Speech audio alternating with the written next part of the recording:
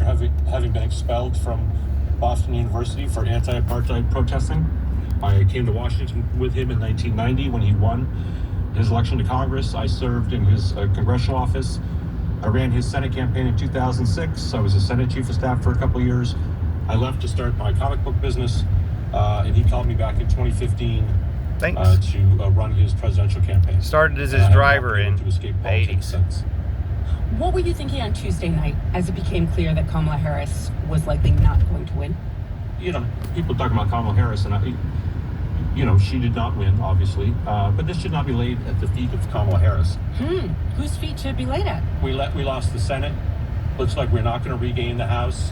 This is a much deeper systemic problem than Kamala Harris running or not running a great campaign. There are some really deep-seated problems with the Democratic Party's relationship with voters, and particularly working-class voters. Used to be white working-class voters, but now increasingly it's voters of color. Also, they And traded a landslide for a the same thing genocide. We've been doing. We're going to be in the permanent minority. You can What easily are say those APAC problems, cost them the minority, This cost them the party election. was the dominant party in America for 30 years when it was the champion of economic populism that came out of the New Deal.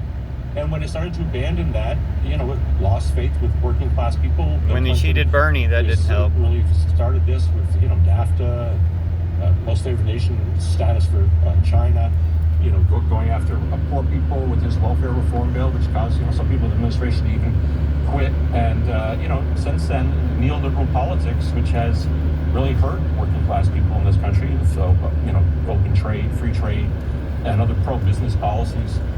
The Democratic Party is no longer seen as the party of the working man. And shockingly, the Republican Party has become the party of working class people, and that's very distressing. So we have got to get back to our roots in many ways on economics, and we've got to put those front and center and be unabashed and full-throated about. Get back to whose Bernie, side Kratz. we are Listen on. to him. Mark Cuban Listen to should not us. be the face, the poster boy for the Democratic Party. I was for AOC for our president this year, but I was full force for Kamala. Just do the best we When I could. first came to Washington with Bernie Sanders back in 1990, there were quite a few pro-life Democrats in the Congress. They were economically populist, but they happened to be pro-life for one reason or another. There were anti-gun control Democrats. There were pro-gun control Republicans. These issues have all become part of the partisan makeup of our country. Now, if you're a Democrat, you have to be pro-choice. You have to be for this or that. If you're a Republican, you have to follow the orthodoxy in that particular party. And we need to get back to more of a position, I think, of social libertarianism in the party. The party is, there's a lot of words Maybe less orthodoxy and signaling in the Democratic Party, which is off-putting control in to general. a lot of regular people. There's a lot of